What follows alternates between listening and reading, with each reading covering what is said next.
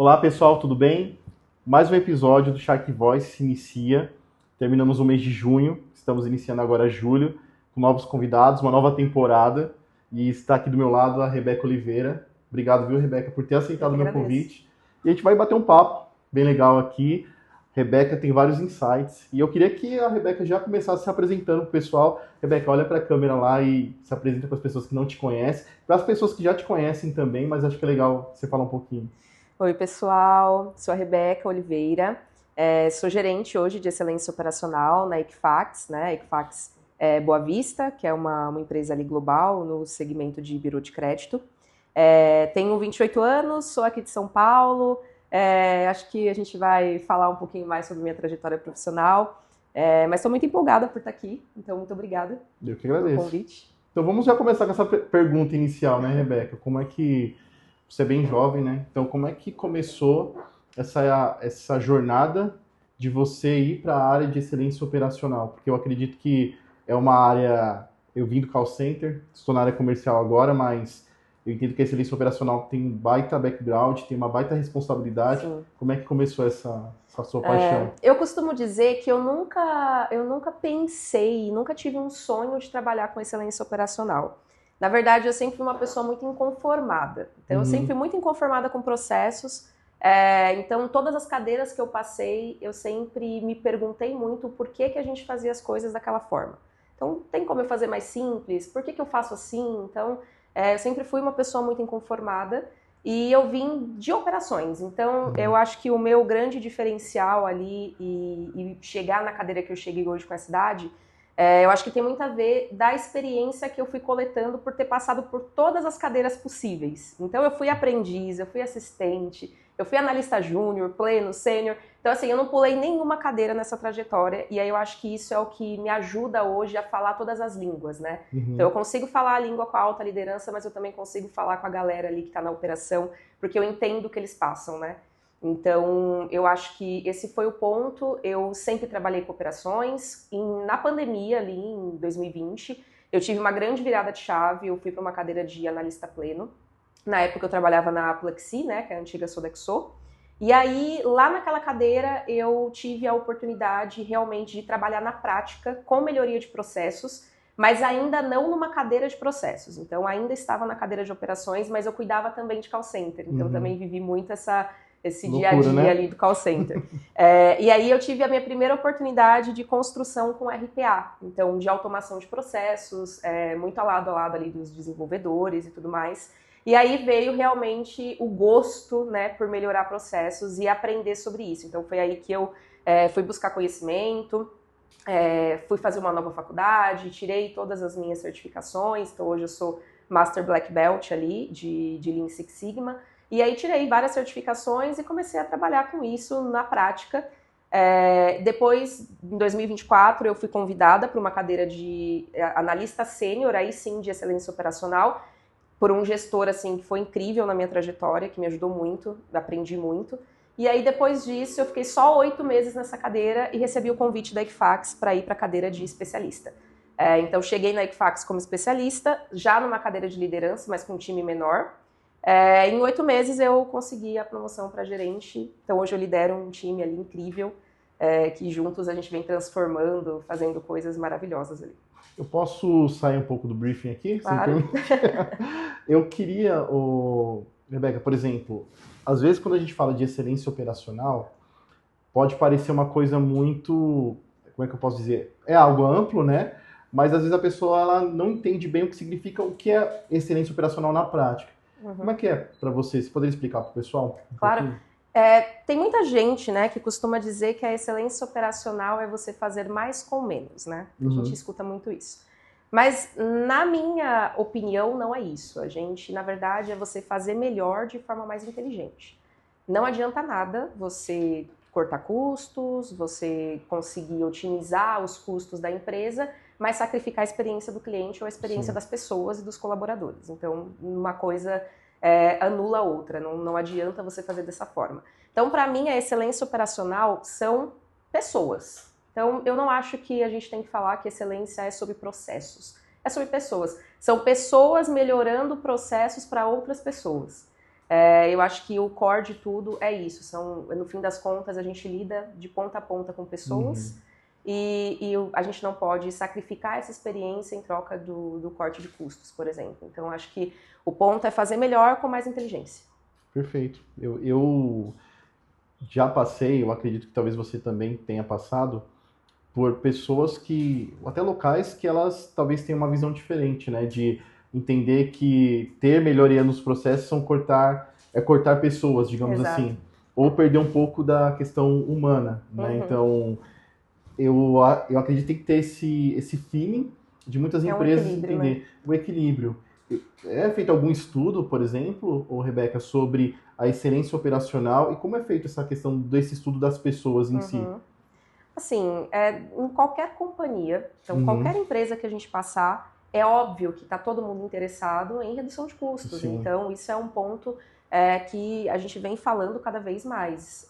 Então, acho que a gente precisa, sim, falar sobre isso e fazer todas as contas e, enfim. Então, no meu dia a dia, eu trabalho muito com isso, em fazer contas e mais contas e pensar aonde eu posso reduzir, mas isso não quer dizer que eu tenha que reduzir pessoas. Então, vou dar um exemplo aqui prático de um processo que a gente otimizou tem pouco tempo, que a gente conseguiu, assim, alavancar um indicador enorme da empresa só reorganizando processos. Eu não tive de cortar ninguém, não tive que mexer no nosso quadro de funcionários, a gente só reorganizou o processo. E aí, com isso, eu já consegui liberar o tempo dessas pessoas para fazer algo que a gente não fazia. Então, mexeu um ponteiro.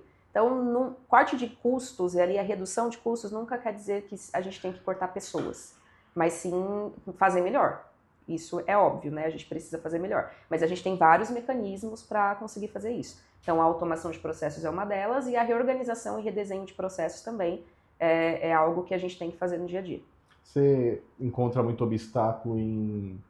Não sei se você faz também, Rebeca, mas eu acredito que você observa em outras empresas, talvez pessoas ainda com resistência nessa questão de mudança de processo, né? Melhoria de processo, enfim. Né? Então, eu sempre falo do meu exemplo aqui, né? Então, a gente falando aqui de plataforma, a gente percebe muita resistência das pessoas em ouvir ou entender que tem outras opções, né? Existem processos que a empresa ela tem, ela passa e o processo ele não funciona ou não poderia funcionar melhor, mas não quero mexer, não vou mexer com isso não, vamos deixar do jeito que tá. E eu sou muito inconformado, eu acho que eu sou muito parecido com você. A gente precisa entender por que não está funcionando. Será que não tem formas? Você encontra um pouquinho de resistência ainda? Todos os dias. Todos os dias. Mudar dói, né? Mudar dói. E eu acho que o maior desafio não tem a ver com tecnologia. É você fazer com uma pessoa que trabalha com o mesmo processo, faz a mesma coisa há 10 anos, que ela entender que ela precisa mudar. Sim. Então, acho que esse é o maior desafio.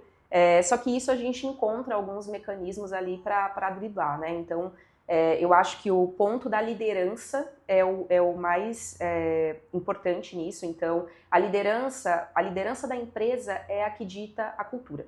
Então, é ela que dita a cultura, é ela que dita a tendência. Se a liderança não acredita na melhoria contínua, nenhum colaborador vai acreditar. Então, a gente tem que eu estou sempre ali muito lado a lado com as nossas lideranças na empresa para conseguir fazer com que essa cultura ela seja disseminada.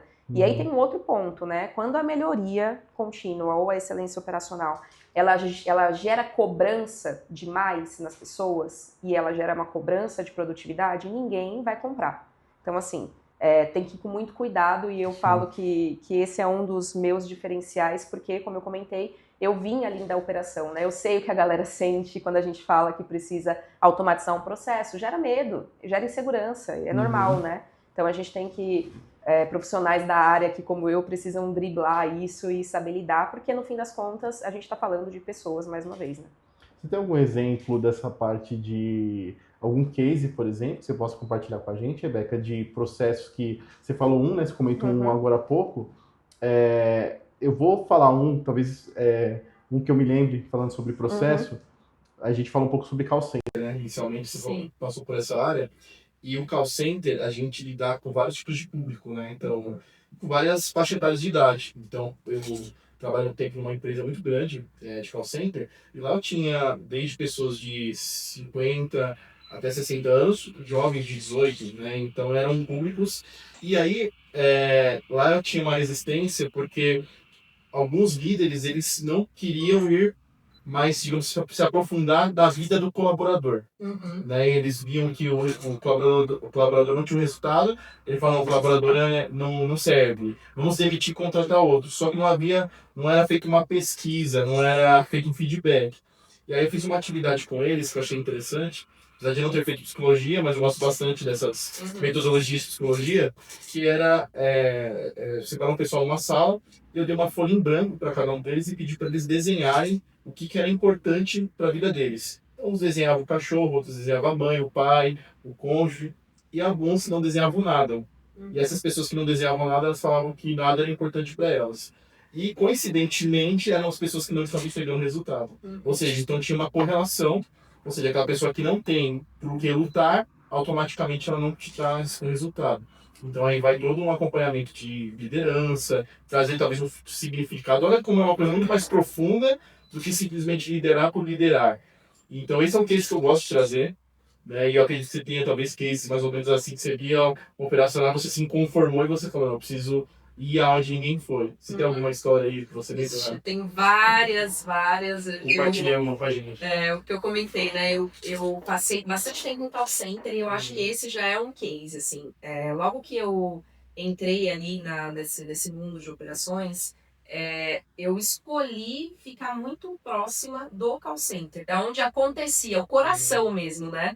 Da experiência do cliente. Então, aonde as coisas acontecem e entender o dia a dia dessas pessoas que lidam com o cliente. Então, eu comecei ali participar aí quase todos os dias. Então, eu era cliente, né, desse parceiro de call center. E aí, todos os dias eu ia para a operação, sentava do lado das pessoas, entendia a dor delas, me aproximava. Porque eu acho que esse é um ponto sensível e importante. Quando você se aproxima das pessoas que realmente atuam, que fazem, que colocam a mão na massa. É ali que você consegue ter a sensibilidade, né, de entender qual é a dor dela e o que motiva aquela pessoa, né? Então, eu concordo com você, eu também não fiz psicologia, mas é algo que eu gosto, assim, leio bastante sobre isso. Até porque a gente aqui de processos, a gente encontra bastante resistência. Então, toda vez que a gente se aproxima de uma pessoa e que precisa mudar a atividade dela, isso gera uma resistência e é normal e natural do ser humano. Então, cabe a nós, a gente ter mecanismos ali para lidar. Então, um dos meus é me aproximar de uma maneira muito humana com as pessoas e entender o que motiva elas, o que ela pode fazer diferente, e fazer com que ela entenda também que melhorar ou tirar aquele processo não é o fim do mundo, a gente pode arrumar outra coisa que ela vai fazer e que ela vai ficar feliz igual. Então, eu acho que esse é um ponto, assim, importante. E aí, em todas essas vivências ali no call center, a gente tinha, assim, um processo lá que ele era feito há anos daquele jeito, há muitos anos. E a gente encontrou um jeito, sim, de automatizar. A gente pensou em criar um RPA. A gente não foi falar para as pessoas que a gente ia fazer dessa forma, mas a gente foi aos pouquinhos, com cuidado, conscientizando a galera de que, olha, a gente precisa ganhar escalabilidade nisso aqui, a gente precisa fazer mais rápido. Então, um processo que demorava cerca de 5 dias para ser feito, com o RPA a gente demorava nem 24 horas, assim, era muito rápido, né? Numa escalabilidade muito maior. Então, o ponto de virada foi chegar aos pouquinhos com essas pessoas, com proximidade, com jeito e de pessoa para pessoa. De ser humano para ser humano, para colocar um RPA ali no meio, né? Então, isso deu super certo, as pessoas ficaram felizes, a gente achou outras atividades que agregavam muito mais valor e não eram atividades repetitivas, e deu tudo certo, assim. Então, a gente conseguiu deixar as pessoas ainda felizes, a gente tinha um turnover super baixo, você sabe que isso é difícil em call center, então a gente tinha um turnover baixo, e ainda assim a gente conseguiu automatizar um processo que todo mundo achava e que não ia dar certo. E no final deu e ficou todo mundo feliz, principalmente o cliente. Ah, sim. E o pessoal às vezes tem aquela visão de cliente, não, o cliente vai vir aqui brigar comigo, ou ele quer ver se eu tô fazendo... Exato. Talvez tenha esse estigma, né? De, não... Mas eu acredito que, pelo menos as minhas convivências, o tempo, é difícil ter um cliente que de fato sente com a intenção de entender o que pode ser melhorado, né? Às vezes, normalmente, tem muitas pessoas líderes, né? Não só cliente, líder, enfim, que senta mais para verificar as falhas. E, de fato, isso não resolve, né? Porque falhas a gente sabe que toda organização tem falhas, mas eu acho que a pergunta não é quais são as falhas, mas o que fazer com as falhas. Isso. Eu acho que é o ponto que falha, senão você só vai apontar o erro, mas você não vai trazer uma solução, né? Eu acho que o ponto de virada, na verdade, é você parar de perguntar quem errou e passar a perguntar o porquê que errou. Sim. Por que a pessoa errou? Ela errou porque a gente tem algum problema estrutural no processo. Então, esse é o ponto. Parar de apontar dedos e olhar de fato o porquê que aquilo está acontecendo. Sim. Se a gente não faz isso, a gente vira uma empresa que a gente lida com sintomas. Então, a gente vai estar sempre reativo. Então, aconteceu um problema, eu vou ter que atuar no sintoma daquele problema. E esse não é o ponto. A gente tem que atuar sempre na causa raiz. Então, tudo isso muito orientado a dados, óbvio, mas também essa proximidade ali com as pessoas que atuam numa operação, para mim é o ponto mais importante, assim, são elas que conhecem. São elas que conhecem, são elas que entendem maior e melhor a dor do cliente do que a gente que está sentadinhos nas nossas cadeiras ali, fazendo nossos papéis de liderança, né? Rebeca, sobre tecnologia, né? Eu acho que é importante. A gente está nessa era, né, de tecnologia e toda a conversa que eu tenho, basicamente, sempre fala sobre IA, inteligência artificial, o ChatGPT, né, que é o que mais o pessoal fala de psicólogo, né? Hoje o ChatGPT virou psicólogo de muita gente. Sim. Não sei se isso é bom ou é assustador a certo ponto, mas como é que você hoje vê essa questão da tecnologia? Para mim é até importante saber, porque assim, como eu já conversei com várias pessoas de segmentos que elas usam tecnologia, mas de uma forma muito mais superficial, pessoas que usam no dia a dia, então muitos têm se encontrado, né, sobre essa questão da ideia do humano versus tecnologia, né? Como é que você enxerga e como é que você usa hoje a tecnologia aí na sua área? Falando especificamente de inteligência artificial, né, hoje eu estou terminando uma pós-graduação sobre isso, inclusive, e eu uso muito no dia a dia, né? Para mim, eu tenho uma visão do seguinte, eu não acho que a inteligência artificial veio para substituir profissionais. Não acho que esse é o ponto. Eu acho a inteligência artificial muito mais um copiloto. Então, a gente, como seres humanos, a gente ainda possui a nossa capacidade lógica, racional e criativa, o que a inteligência artificial não tem. Então, o maior diferencial hoje, na verdade, é você saber lidar com ela e fazer as perguntas certas. Então esse para mim é o ponto-chave de virada para as pessoas aí que querem lidar e aprender a lidar melhor com a inteligência artificial. O segredo está em fazer a pergunta certa. Então a nossa criatividade, ela é algo do ser humano e isso não vai ser substituído. Então a inteligência artificial não é mais um futuro, ela já é o presente e só vai ficar para trás quem não souber lidar com ela. Então não quer dizer que ela vai substituir pessoas, mas ela vai substituir sim pessoas que não saibam lidar com essa tecnologia, e assim, é de tamanha escalabilidade. Hoje a gente fala de uma inteligência artificial ou uma automação com RPA, ou os dois, né, interligados ali, que a gente consegue fazer milhares de análises de casos e dados em segundos. Então, ela veio sim para substituir tarefas repetitivas, mas não a capacidade lógica do ser humano. Isso continua sendo nosso ali, e a gente tem que aprender a lidar e juntar os dois para ser profissionais ali melhores, né? Eu tava lembrando, não sei se você chegou a ver na época que eles faziam a comparação da IA, o vídeo do Will Smith comendo macarrão. Depois do The Rock lá, comendo, aí você vê acho que o último, né? Ele que senta numa mesa, comendo. Então, assim, é basicamente imperceptível se é humano ali ou uma IA. E eu penso muito exatamente como você citou. A questão da IA, não só IA, como chatbot, né? Que eu acho que basicamente empresas de médio, grande porte usam para a parte de atendimento, como é usada, né? Então, por exemplo, aí vai muito linkado à minha próxima pergunta, que é a questão é uma ferramenta, né? Eu falo da questão brinco até a questão da faca. A faca, ela pode servir tanto para uma coisa ruim, quanto para você cortar um bolo para comer. Então, a forma que você usa aquela ferramenta, se ela vai ser nociva ou benéfica. Então, eu percebo que, às vezes, tem muitas empresas que elas são mal colocadas na forma como se deve usar a tecnologia.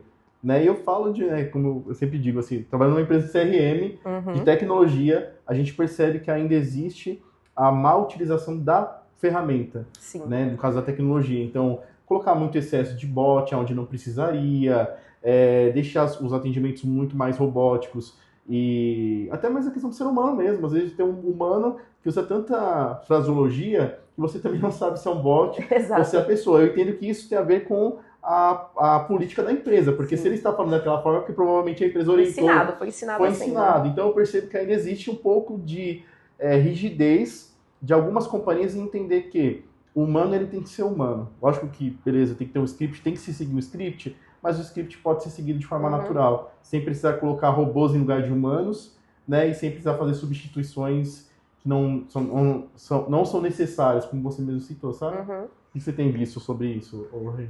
Eu acho que, assim, o ponto de maior preocupação meu, assim, como profissional, e quando eu vejo as empresas fazendo isso, me dá até calafrio, é você automatizar um processo, colocar um robô em um processo que ele não está bom, ele não está estruturado. O que acontece? Você só faz com que você erre mais rápido. É isso. Então, assim, para você, muito antes de pensar em tecnologia, precisa olhar para o problema. Então, qual é o problema que você quer resolver? Ok, tendo isso muito bem definidos, com dados, eu sempre bato muito nessa tecla, a gente não pode atuar com achismo ou opiniões, então dados é muito importante. Então, quando eu chego, de fato, no problema em que eu quero resolver, aí sim eu vou pensar em tecnologia. Antes disso, não. A tecnologia ela não vem antes da melhoria e de entender o processo e o problema ali que você quer resolver, que geralmente está muito vinculado à dor do cliente. Então, eu acho que esse é o maior problema hoje que eu encontro nas empresas, realmente a tecnologia ela vir antes da melhoria de fato do problema, de entender ali o que realmente é a dor e como eu posso atuar naquela dor. Aí sim você pode procurar a tecnologia que você vai encontrar inúmeras no mercado. Sim. Eu concordo com você, assim, para mim o atendimento, óbvio, a gente tem que usar sim a inteligência artificial, aonde eu trabalho a gente tem chatbot, a gente está escalando canais digitais, mas a gente não pode perder a sensibilidade com o cliente. Então a gente tem que, eu vejo uma tendência muito grande aí para os próximos anos da hiperpersonalização. Então a gente tem que hiperpersonalizar o atendimento para o cliente. Então isso vem acontecendo, isso é uma tendência. E se a gente deixa tudo isso e volta só para a inteligência artificial e só para o chatbot, a gente perde o tato de ser humano. E aí eu também não acho essa uma experiência bacana, eu não gosto desse tipo de experiência 100% robótica ali quando eu lido com algum atendimento para uso meu, né? Eu acho que é isso, assim, a tecnologia, ela é extremamente importante, mas ela é um passo depois do você ajustar um processo. Ela não pode vir antes. Sim, principalmente em assuntos que são muito, assim, acho que todo assunto ele é sensível, né? Então, não tem como você tentar escalonar a dor de um cliente. Exato. Então, por exemplo, eu já peguei situações aqui da pessoa entrar em contato com o consultório médico e o consultório médico atender totalmente via IA. E aí, às vezes, a pessoa está querendo desabafar, ela está num momento mais sensível, e é isso muito que eu prezo e passo para algumas empresas, que utilize, a gente entende que tem que fazer uma consultoria. Às vezes tem uma pessoa de lá de dentro que não tem esse tato. Exato. Não, põe bot em tudo quanto é lugar, põe chat GPT, põe IA em tudo quanto é lugar. Não, existem os lugares certos que cabe. Então, mas isso tem que ser feito um estudo, tem que ser feito uma consultoria para você não pecar, porque senão você vai destruir a imagem da sua empresa. Então, às vezes a pessoa ela quer simplesmente desabafar, ela quer falar com um analista, e esse analista ele tem que ser normalmente humano, né, para que você consiga desabafar e ele te entenda, né? Então, concordo plenamente. Eu acho que isso, não sei se você tem visto essa parte da sua experiência também, que não sei se já aconteceu de você tentar entrar em contato ou já viu, chegar lá um bot. Nossa, super. Eu acho que isso é o que mais vem acontecendo, Sim. assim. E não há problema algum em trabalhar com bot. Eu acho que é o importante, é o futuro. A gente tem que escalar canais digitais porque é mais rápido. A experiência do cliente ela é mais rápida. Mas tudo tem que ter limites, né? Sim. A gente tem que ter limites. Então, é o que a gente comentou anteriormente, né?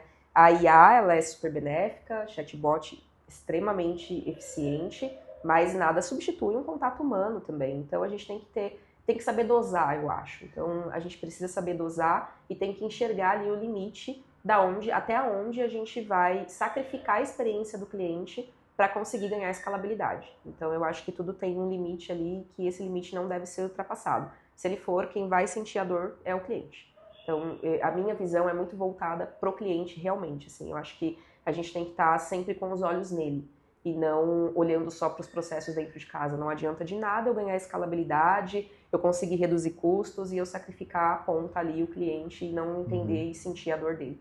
Perfeito. Rebeca, e falando um pouquinho sobre a parte de liderança, né, de cultura de empresa, a gente já falou sobre a resistência de algumas empresas em mudar, sobre alguns processos que não funcionam e, como você falou, né, que tem que ter um pouco de inconformismo, digamos assim, para que as coisas funcionem. Aí tem uma pergunta que eu separei que é possível implementar excelência operacional sem o apoio da liderança? Como é que você vê? Na minha experiência prática, não é possível.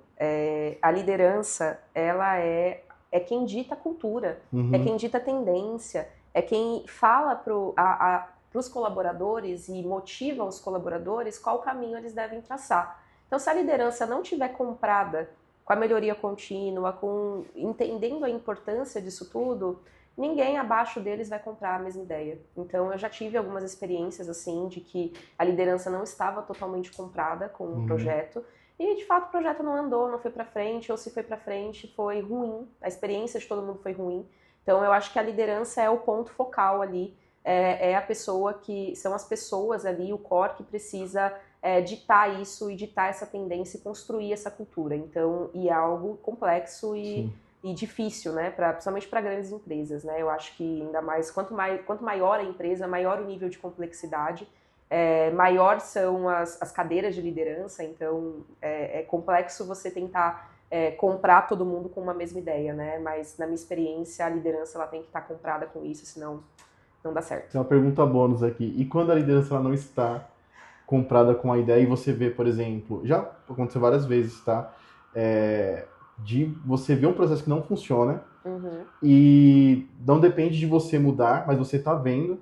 Como é que você faz hoje para talvez trazer a liderança para a tua ótica, para mostrar assim, ó, esse processo ele não funciona. Você já ganhou alguma liderança trazendo esse processo? Algumas como é que você fez? Isso é uma dica de ouro, tá, gente? Talvez tenha pessoas aqui que falem, olha, estou numa empresa que o processo... E não, a gente não está falando, tá, gente, de burlar hierarquia nem nada do tipo, mas eu entendo, né, que um líder, ele não é aquele que manda, né, é aquele que lidera. Então, ele tem que ouvir, né, eu entendo. Infelizmente, não é o perfil de todos os líderes, né? Sim. Então, tem muito líder ainda que é como se fosse uma espécie de ditadura. Não, tem que ser dessa forma. Resistente. Resistente, mas tem aquele líder que ouve. E se você tem um líder assim, eu acho que é legal essa dica de quando o processo não funciona. Eu acho que a chave de tudo é dados.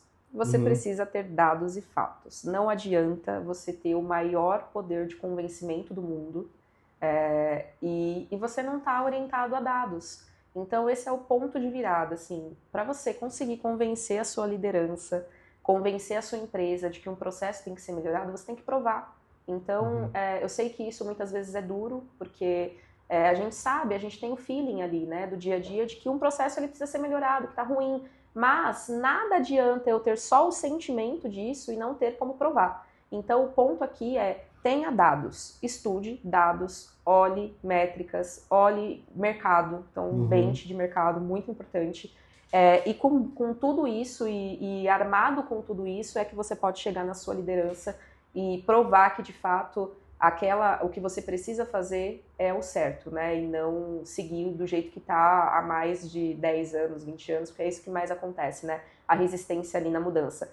Mas tendo dados e fatos, eu acho que esse é primordial. Não tem contra fatos não há argumentos, né? Então, acho que esse é o ponto de virada. E falando sobre futuro, Rebeca, o que você acha que... Aí é uma dica de ouro também, tá? Né, eu costumo dizer assim que aqui são chaves que são jogadas ao longo da conversa e essa é uma pergunta que eu acho que é bem pertinente, principalmente para os dias de hoje. Falando, lógico, de futuro, mas o que você vê que se essa empresa ela não mudar, ela vai ficar para trás, né? Eu costumo falar que assim, o que não falta são opções. Né? Então, por exemplo, eu sei que existem inúmeras ferramentas de CRM, muitas. Então, eu sei que existem muita demanda, enfim, existe muita busca. Assim como existe, exemplos mais básicos, marcas de suco, marcas de refrigerante, tal bom quanto, né? Então, o que você percebe de hoje que uma empresa, se ela não mudar, ela vai ficar para trás, se comparada com as demais, e o que ela precisa fazer para melhorar, para ela se destacar das outras aí futuramente? Tá. Começando pela sua segunda pergunta, né? Que eu acho que é o ponto ali. A empresa, para ela mudar de fato e para ela entender o caminho que ela tem que trilhar, ela precisa ouvir a voz do cliente. Então esse é o primeiro ponto, é primordial. Precisa ouvir a voz do cliente, precisa entender a dor dele e o problema. Entendendo o problema, daí sim a gente pensa em tecnologia. Tecnologia tem de monte aí no mercado, tem tecnologias incríveis, e a tecnologia ela tem que estar aliada com o dia a dia da empresa, senão a empresa vai ficar para trás. A gente não tem mais como fugir da realidade da inteligência artificial, de ter canais unificados, de ter um CRM inteligente. A gente não consegue mais fugir disso. Então, toda empresa que tende ali a ter um crescimento, quanto mais cresce, mais complexa ela fica. Então, ela precisa ter processos muito bem estruturados, unidos à tecnologia, à unificação de canais e à inteligência artificial. Eu acho que essa é a chave, e quem não fizer isso, com certeza vai ficar para trás. Nossa, é muito importante nessa questão da unificação de canais, né? Uma coisa que eu prego muito, porque eu trabalhei com muitas, acho que estava conversando um pouquinho dos bastidores, né? Muitas ferramentas, e isso tem a ver também com o cliente, porque às vezes o cliente ele entra em contato por telefone, vamos supor, ele vai entrar em contato com uma empresa e essa empresa ela tem três canais para contato: e-mail, e-mail, WhatsApp e telefone. Às vezes você manda um e-mail. Aí quando você vai lá e entra em contato pelo WhatsApp, você tem que repetir toda a história que você falou pelo e-mail. Então não existe uma integração, não existe busca para o histórico. Isso pode ser frustrante, porque dependendo né, a gente fala do esforço que o cliente faz, né? Que até tem empresas que fazem essa métrica, se não faz é legal fazer, que é o esforço do cliente. Quanto que o cliente se esforça para resolver um problema na sua companhia? E aí tem que ser zero, tem que ser o mínimo possível. O cliente, quando ele entrar em contato uma segunda vez, independente do canal que seja, ele tem que ter, o analista ele tem que ter um histórico para que não seja uma repetitivo. E eu percebo que ainda existem muitas empresas, por exemplo, que tem empresas que têm 5 ferramentas, uma para ligar, uma para e-mail, uma para o WhatsApp, então deve ser uma loucura, porque são lugares diferentes, então se uma ferramenta não funcionar, tem que entrar em contato com outra. Então imagina a cabeça de um supervisor, de um gestor, ter vários lugares para entrar, fora o analista que vai ficar com várias telas abertas ali, né? E muitas vezes são times diferentes que atuam por canal, porque aí para mim é o pior, assim. O que acontece quando você não tem um canal unificado, né? Ou uma esteira unificada? Cada área e cada pessoa entende um pedacinho da jornada do cliente, mas ninguém entende o todo, ninguém entende a trajetória dele inteira e ninguém consegue compreender dele o problema dele do início ao fim. Então a gente fica com histórias fragmentadas, né? E aí isso é um grande problema, porque, como você bem comentou, o cliente ele não tem que se esforçar para conseguir um atendimento. Isso é o mínimo que o cliente espera, é ser bem atendido. Então, esse é um ponto de diferencial de várias empresas, é ter um atendimento excelente, excepcional. E a gente consegue isso é factível de ser atingido, desde que a gente tenha a história inteira do cliente sendo contada em um único lugar. Assim, eu não posso ter histórias fragmentadas e fazer com que o cliente me conte o problema dele todas as vezes que ele me ligar por canais diferentes. Nossa, isso não dá. Então, eu acho que esse é um ponto também da inteligência artificial que entra ali nesse cenário para conseguir dar esse contexto para os agentes ali que estão na ponta, né? Mas ter um lugar em que todas essas informações elas são guardadas é primordial, assim, eu não vejo como fazer diferente. Sim, eu percebo ainda que existe resistência em algumas... Tem empresas grandes, que eu tenho conhecimento, que ainda utilizam... Não, eu vou piorar um pouco a situação, tá? Tem empresas grandes que elas usam celular ainda, que é dividido para mais de uma pessoa para atender uma demanda. E olha a gravidade, se você tem uma empresa e faz isso, então começa a rever, porque olha a gravidade. Primeiro, imagina para um líder controlar o aparelho telefônico dos seus funcionários. Exato. Outra coisa, imagina se uma pessoa, ela tá brava com a empresa, ela vai lá e apaga o histórico. E outra, né, o WhatsApp você pode, sem querer, tá, gente, não falando que a pessoa vai agir de má fé, ela pode apagar uma mensagem, arquivar uma mensagem. E às vezes é uma consulta médica, às vezes é algum tipo de atendimento de urgência. Então já pensou você depender de uma pessoa e se aquela pessoa falta ela leva o celular? Como é que o líder vai conseguir dar continuidade? Então assim, é uma coisa muito grave, né? Então eu entendo que eu pego muito isso que você falou. As empresas precisam, a questão de tecnologia não é mais, lógico, sabendo usar ela bem, né? Sem sacrificar o humano, ela não é mais opcional. Ela agora é obrigatória. Exato, é obrigatória. Né? Com certeza. E quem não seguir esse roteiro aí que está sendo dito, fica para trás. Já está para trás, né? Quem já não usa, né? Exatamente. E aí, esse é o ponto. A gente tem que ter dados e segurança para atender o nosso cliente. Esse cenário que você comentou de ter um WhatsApp único que passa de mão em mão, isso além de ser terrível para a experiência, ele não é seguro. Eu venho de uma empresa de segurança de dados, né? Então lá a gente frisa muito e preza muito pela segurança, né? Então esse é um cenário terrível, assim, não façam isso. E eu queria, eu sempre falo, né? A conversa está muito boa, a gente poderia ficar aqui muito mais tempo, mas um conselho, né, para os empresários que estão nos assistindo. Acho que seriam 2 conselhos que eu pediria. Uma para os empresários, CEOs das empresas, e outra para o funcionário mesmo. Né? Então eu percebo, né, que principalmente o público, a maioria das pessoas é um público feminino, e a gente já trouxe CEOs, gerentes, diretoras, e eu percebo que sempre tem alguém que se inspira. Né? Querendo ou não, vai ter gente que vai ver aqui e vai se inspirar em você. Olha o tamanho da responsabilidade, Rebeca. Já pensou uma pessoa chega lá, uma analista, como você foi, ela fala, poxa, eu queria ser uma gerente, queria tomar conta da parte operacional, de melhoria contínua, enfim. O que você daria primeiro para conselho para um empresário que tem lá um processo, que ele pode melhorar o processo, e segundo para uma pessoa aí que está te vendo, que conselho você daria? Eu acho que primeiro para o empresário ali, eu vou citar de novo o que eu comentei no começo aqui do nosso bate-papo, mas que eu acho que é de suma importância. A excelência operacional, ela não pode ser só sobre processos, ela é sobre pessoas. Então, são pessoas melhorando processos para outras pessoas. A gente não pode perder isso de vista, porque senão a gente começa a cortar custos e reduzir coisas que no final vai fazer mal, né? Vai fazer mal para a experiência do cliente. Então, esse é o primeiro ponto. Então, não se esqueçam ali que vocês estão lidando com pessoas, e pessoas têm suas particularidades. E o outro ponto a gente precisa estar ligado à tecnologia. Então, a tecnologia hoje é primordial.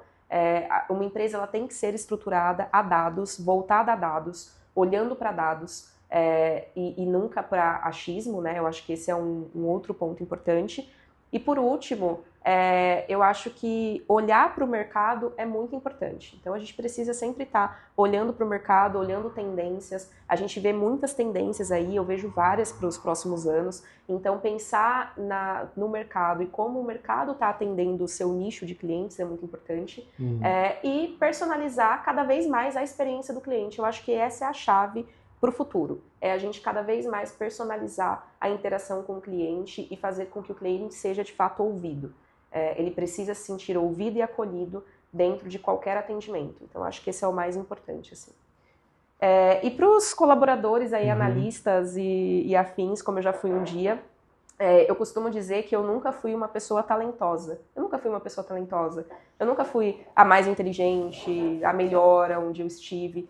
O meu ponto é que eu sempre fui muito esforçada. A mais esforçada eu realmente sempre fui. Então, o esforço, ele come o talento no café da manhã, gente, todos os dias.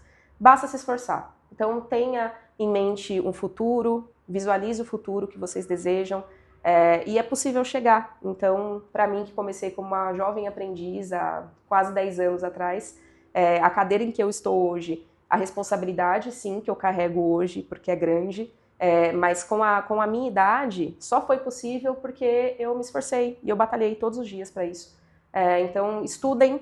Eu acho que quem vem de baixo, assim como eu vim, precisa estudar. Então, isso não é uma besteira, como alguns dizem hoje em dia. Apesar da gente ter a tecnologia ali, inteligência artificial, que nos ajuda muito, nada tira de nós o nosso conhecimento, ninguém tira. Então, acho que é o mais importante. Então, estudem, se esforcem e não precisa ser o mais talentoso, você precisa ser o mais esforçado. É isso. Perfeito. Olha aí, gente, dica de ouro.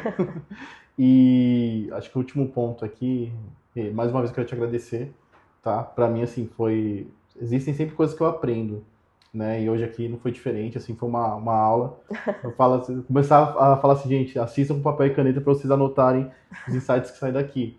Mas eu acho que isso muito que você falou, que eu acho que falta também essa questão do inconformismo, né? É isso. Como você falou, o esforço, junto com o inconformismo que você teve de questionar as coisas, fez você chegar, e na verdade eu acho que tem ainda pontos, talvez você concorde comigo, que você consegue até acelerar processos pelo seu inconformismo. Com certeza. Porque às vezes tem pessoas que estão numa cadeira há muitos anos, mas se conformaram. E às vezes pelo seu inconformismo lógico, estar junto, de você ser uma pessoa que é esforçada, enfim, mas o fato de você questionar acelerou ainda o teu processo. Exatamente. Eu acho que assim, a gente precisa ser sempre inconformado, tanto na nossa vida profissional quanto na nossa vida pessoal. A gente tem que estar sempre inconformado. Uma vez que o conformismo, ele é um perigo. Porque uma vez que você fica conformado com a sua situação, com a situação que a sua empresa tá, com a situação que um processo que você atua tá, você perde a sua criatividade, você se reduz ali àquela situação que você está vivendo, e isso é perigosíssimo, porque a gente fica cego. Então, eu acho que um ponto importantíssimo, sim, é estar sempre inconformado. Eu sou uma eterna inconformada, eu estou sempre inconformada com tudo. Ainda quando as coisas estão muito boas, eu sempre penso, poxa vida, dá para fazer melhor, vamos pensar e buscar fazer melhor e pesquisar, porque é possível. Então, acho que o inconformismo aí realmente é extremamente importante e é um ponto-chave ali, tanto para funcionários quanto para empresários, CEOs ali, pessoas em cargos de liderança. A gente tem que estar inconformado com tudo, e não só na nossa vida profissional, a gente tem que estar inconformado também com a nossa situação ali pessoal, que eu acho que é importante. É isso, gente. Mais uma vez, obrigado pela presença. Muito obrigada. Eu queria que você deixasse, Rebeca, olhando lá para a câmera do meio, as suas redes sociais. Então, as pessoas falam assim, eu quero me conectar com a Rebeca. Faz consultoria, Rebeca? Se alguém entrar em contato, pedir alguns... Faço Aí, sim. gente, quanto que é o valor? Vai passar aqui ou é... Não, aí tem os pacotes e tudo mais. Mas dá um recado, as suas redes sociais, fica à vontade, Instagram, da Equifax também, se você quiser compartilhar, também fica à vontade, a câmera é sua. Boa. Tô muito feliz, então, primeiro agradecer aqui, tá? Tô muito feliz por estar aqui, acho que foi incrível o bate-papo. A minha rede social com maior interação é o LinkedIn, então é onde eu divulgo o meu trabalho, onde LinkedIn as também pessoas... é seu Instagram? Também, um pouco, quase. Não tanto, porque a gente tem que ter limites, né? Sim. Mas o LinkedIn é o mais importante, vocês conseguem me encontrar lá como Rebeca Oliveira. Então lá eu faço algumas postagens interessantes, compartilho um pouquinho do meu dia a dia no trabalho, e lá também podem me contatar ali para questões de consultoria, enfim, estou sempre ativa, bem ativa no LinkedIn. Beleza, gente. É isso, tá? O conteúdo da Rebeca, a gente coloca, então, normalmente a gente vai pôr nas fotos, nas nossas redes sociais da Check Data. Então, se você não é inscrito, se inscreva lá no Instagram, no LinkedIn. Sou igual a Rebeca, para mim o LinkedIn é a minha primeira rede social. YouTube também a gente vai colocar a entrevista na íntegra, mas acompanhe a Rebeca nas redes sociais também. E é isso, pessoal, não perca no YouTube, provavelmente na próxima sexta-feira esse vídeo na íntegra. Comente lá o que você achou, deixe os comentários para a Rebeca aqui e nós nos vemos no próximo episódio. Valeu, pessoal, obrigadão, viu? Valeu, galera.